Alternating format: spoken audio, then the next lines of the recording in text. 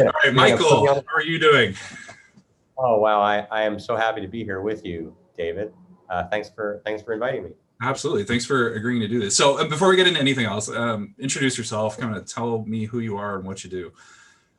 Sure. Well, my name is Michael Aurit, and I am the co-founder with my wife, Karen Aurit, of the Aurit Center for Divorce Mediation, located in Scottsdale, Arizona.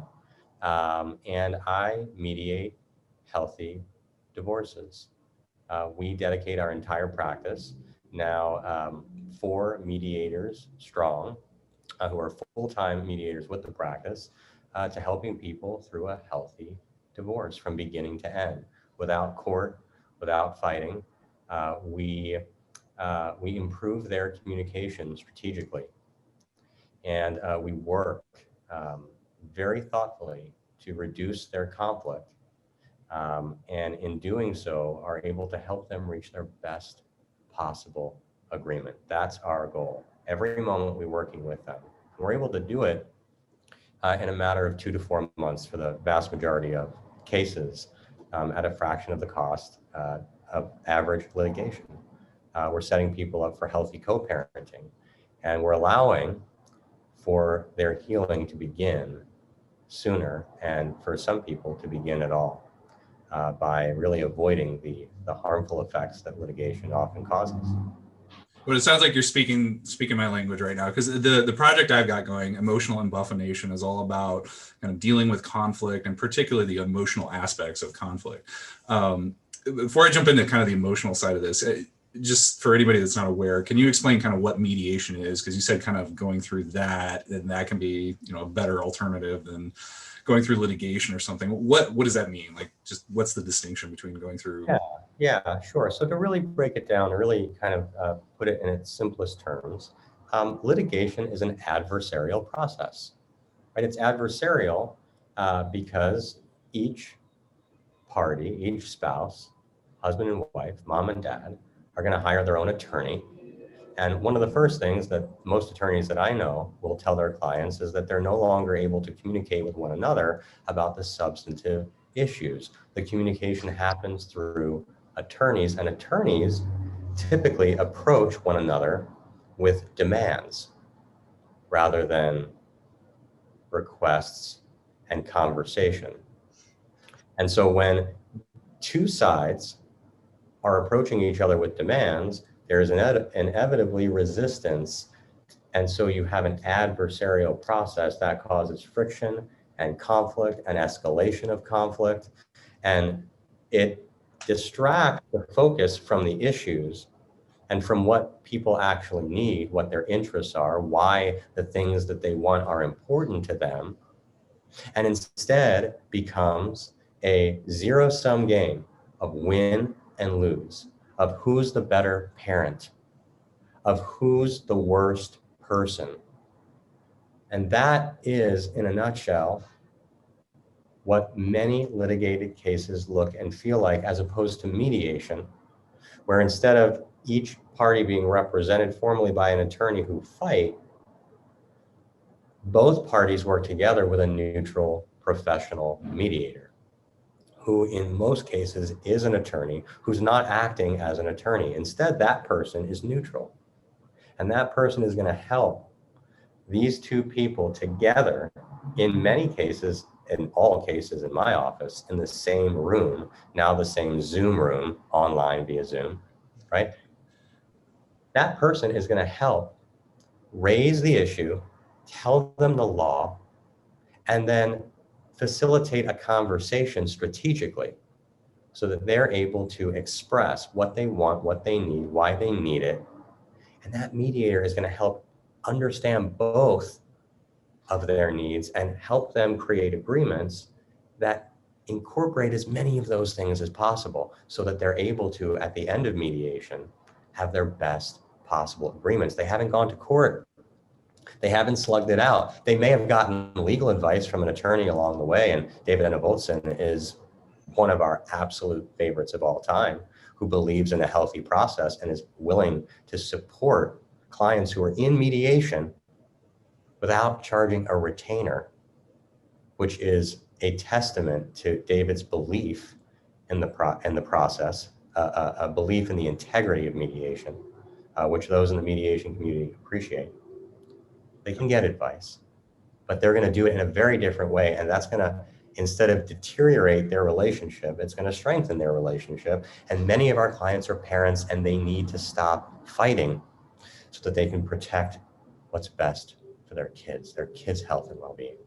So that gives you a little bit of a difference, right? Or a lot bit No, of a I difference. think that's spot on. And speaking as somebody who's spent a lot more time, and I'm putting my attorney hat on here, speaking as someone who spent a lot more time on that litigation side, as one of those two that's, butting heads and trying to, even in scenarios where number one, it does happen like that a lot. There's a lot of times where I just talk to another attorney and it's, your client did this and you need to do this, and then I go back to my client and they get super defensive and everything just kind of fireballs out of control very quickly. And who's involved, I think, can make a big difference in terms of how much it fireballs. But even when you have people with their best intentions as attorneys are coming together and trying to work things out, for some reason, when I put on the hat of, hey, here's all your rights, let's make sure we're protecting your rights, there's a very different mindset, I think, that comes out in the process than when you've got somebody who's a neutral third party standing there saying, how do we get you guys to an agreement so you can move on with life? And that's reasonable to everybody. And it's even in those scenarios where everybody's trying to keep the right hat on and do their best to be fair and come to a resolution, it very often ends up becoming a big fight and going to trial or something like that. So I love the mediation process. I think there's a lot of benefits to it. So I think that was a great description. Thank you for that. And at the same time, David, I just want to add that you're right. It really depends on who is involved in the process, even in a court process, right? Even in the litigation process, where attorneys work with clients to help de-escalate and better regulate their own emotions, as opposed to fire up those emotions and stoke the flames, you are going to have a very different outcome.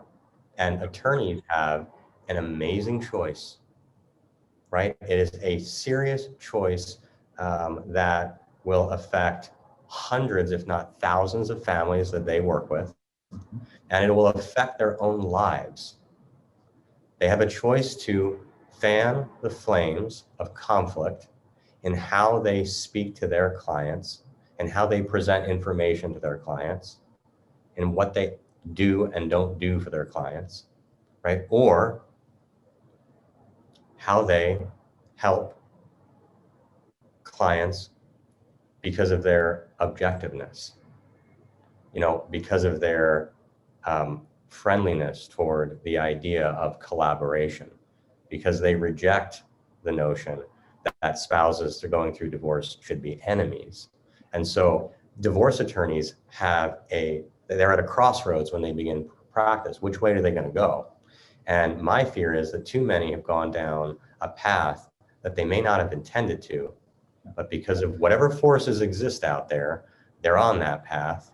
And I want to tell you, here in Arizona, I want to start to redirect divorce attorneys to still be able to do the work they do, but understand the needs of children psychologically and emotionally, understand their coping behaviors that are normal, that cause many child custody battles, David, right? Normal child coping behaviors that are used by parents in court against one another to attain parenting time, to attain legal decision-making authority, right, are normal.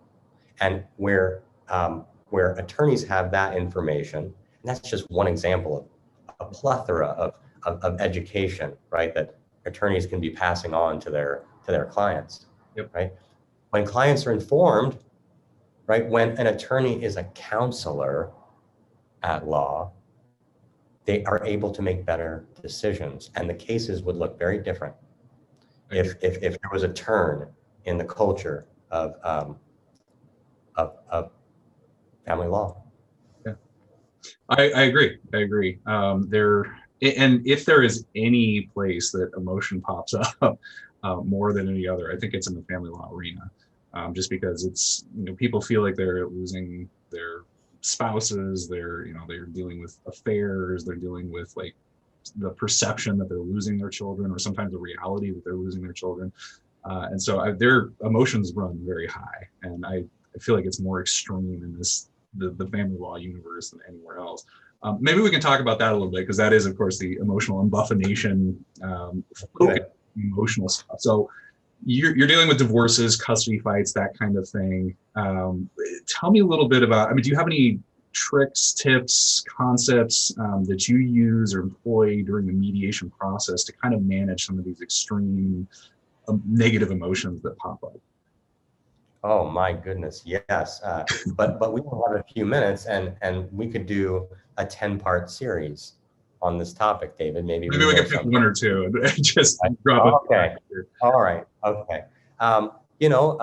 Gosh, we operate. We are strategic mediators, right? We're strategic in our approach, and so we have honestly well over 100 mediation techniques, mediation strategies, in what we call our own glossary, that moment to moment working with people, we utilize. One of the overarching techniques in terms of managing emotion in others is actually based on a Japanese martial art known as Aikido. Are you familiar with the martial art Aikido? I am extremely familiar with the martial art Aikido. I actually did it for many years. I used to teach it. I have a second degree black belt in Aikido. Whoa. So yes, I have some familiarity with it. Oh, I haven't studied it in a while. Oh my. I'm going to go now. See you later, everybody. I was going to talk about it, but that's probably not a good idea. Explain the concept. In fairness, I haven't done it for a while, so it's not fresh. I actually stopped doing it when I went into law school, but for quite some time, it was a major part of my life. So I do have a lot of respect for the art and the concepts coming out of it. But please explain. No pressure. Yeah. Goodness. Yeah. So let me explain. Let me plug this in first off. Let me try to explain now, as I'm visibly blushing, of course.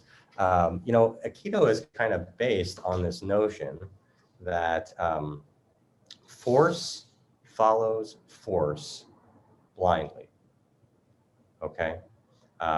It's based on really, I think, the idea that centers around the notion of resistance, right?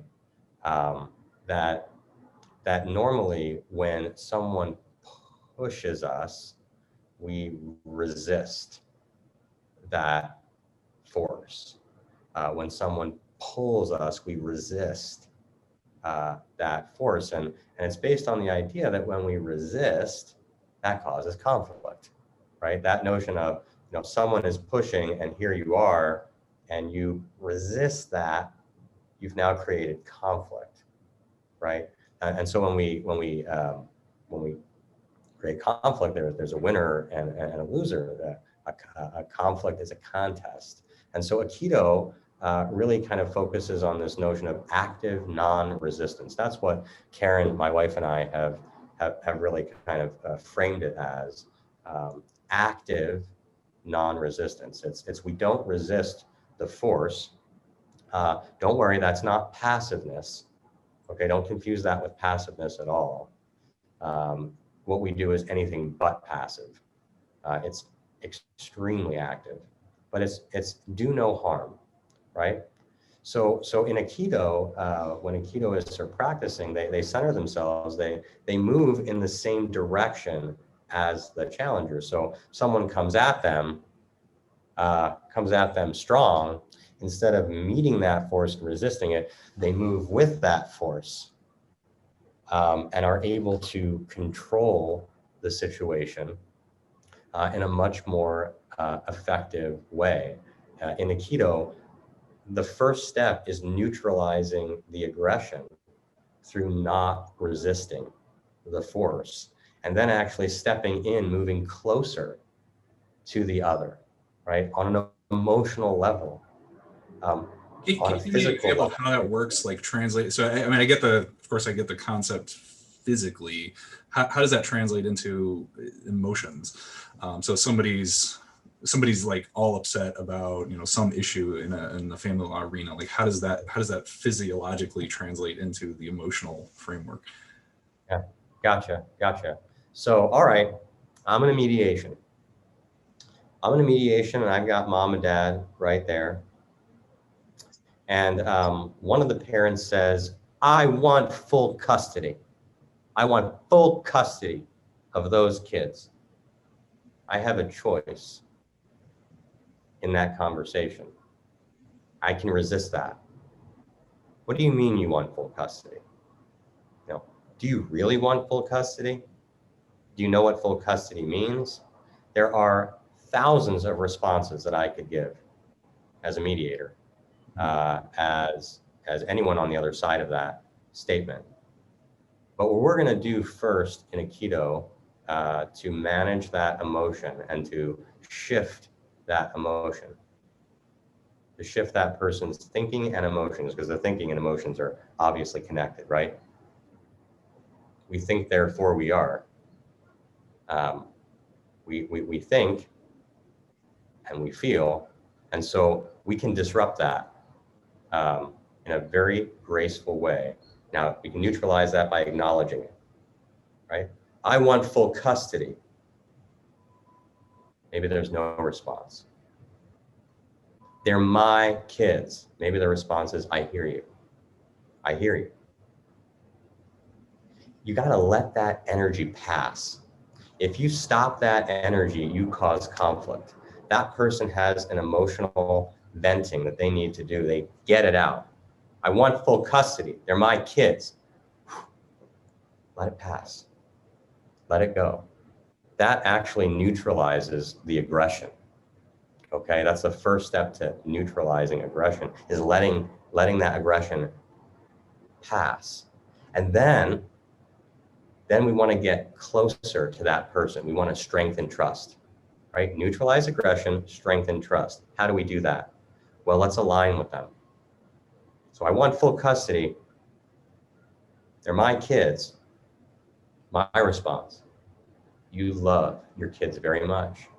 I can feel that. Yes, they say. I've aligned with them now. Right? And you want to spend as much time with your kids as possible, don't you? Yes, they say. Yes, exactly. Then I'd continue, now that I've strengthened trust. I'm not their adversary, I'm their friend. Because I am. Because I care. It's got to come from a place of care. And maybe my response is, well, of course, we know that it's essential to the kids' psychological and emotional well-being to have a meaningful relationship with both their mom and their dad, because they need both of you. Absolutely. We've shifted, right? And now I'm going to redirect them. I'm going to maintain control. I'm going to continue this education, right, that I was talking about earlier. Many parents, I might say, in similar circumstances have found an approach that works with parenting time, that they like, and their kids like it. Hey, let's take a look at this 2255 schedule. There are others I can show you, but I'm just curious, what do you think about this? Could something like this work? What do you like about it? And then they tell you what they like because you've asked them. You've tapped into something deeper than their surface level emotional outburst that came from a place that they don't really even fully understand. They weren't mindful in that moment, and now I've engaged them. I've neutralized their aggression, I've strengthened the trust, I've redirected, I've shifted direction, I've maintained control of myself, and I've helped that person maintain control of themselves. Because now They're looking at that parenting plan. They're assessing it. And maybe they're saying, well, actually, this could make sense. I want to learn more about this. I want to understand more about it. And in 10 seconds, we've got a different ballgame. I like it. And you tapped into several things there that resonate with me. The book that I wrote, Emotional Embuffination, there's a chapter, well, there's a couple different chapters that I think tap into directly what you're describing. One is all about cognitive dissonance, because very often I think people are yelling about things that aren't exactly what they're actually yelling about. Sometimes there's emotion coming out and it comes through a certain framework. I want full custody of my kids. And really, 2 weeks ago, they were in an equal parenting plan arrangement, and now all of a sudden they want full custody. And why did that change? Oh, they found out about the affair. Sometimes there's just some other thing that's going on that they're really upset about, and the thing that they're reacting about is not the thing that they're really reacting about. And so if you're responding to that thing, you start to create defensiveness. And that goes into another chapter I have in my book, which is all, I describe it as don't argue with facts. Because I think very often the impulse for people is to say, let me tell you why all the things you just said are wrong, which almost never works. All through 2020, I was watching people on the internet saying, let me tell you why the opposite political position is totally wrong. I don't remember a single person reading a bunch of comments that they were fighting with someone online that went, oh, you're right, I'm wrong. I'm going to embrace this opposite viewpoint. It just made everybody more pissed off, and created a more toxic environment. And I think the same thing is true in like the family law context or anywhere else. When you just as you described with the Aikido framework, if you just come at someone and you're just defensive or arguing with them, it really just escalates the problem. It doesn't get you anywhere. I really like this concept and the framework you've used for it. It resonates with me on different levels as Awesome. Well, maybe that's a good one to kind of end with for now, because I like the idea of just taking one nugget. It seems like we could do more with this. Did you have additional thoughts on that? Or? Just invite me back sometime. Yeah, I would love to do some more of these. Maybe we can kind of turn it down there so we don't turn this into too long. If somebody does want to reach out to you, say somebody's going through a divorce or kind of dealing with some custody thing, and they're like, I want to try out a mediator, how do they, and I'll add some links to anywhere I post this, but how would they reach out to you? The first thing that they could do is just come to our website. All of our contact information is there. It's auritmediation.com. The last name is AURIT mediation.com. And you can learn all about us and our team and how we can help people have the healthiest possible divorce. Awesome. All right. And I'll post a link. Like I said, I'll put this on YouTube, I think. And I'll have a link there. So if somebody wants to check out Michael, I've worked with him for a number of years now. We kind of go way back now, it seems. And, I've seen a lot of good stuff come out of, Michael. I've seen him directly working. I think he's super patient. He's super calm. He's got a really, I don't know what your numbers are, but I've seen a lot of cases settle effectively coming out of your office. So I know he does good work. I know he's really, really helpful in terms of bringing people to agreement and kind of getting through divorces or custody fights effectively. So I highly recommend him. I think he's a great mediator. With that, I think we can probably wrap up today, and maybe we'll have to reconvene, because I think that we are very much on a similar page in terms of the emotional stuff. And I would like to convene with you some more about some other techniques and tricks, because it sounds like you might have some very similar concepts that I do, or maybe some different concepts than I do, but you're coming from a different angle. So I'd like to converse some more about these. But for now, maybe I'll let it wrap up. So thank you for letting me interview you today. I very much appreciate it. And go check out Michael if you need a mediator. There you go.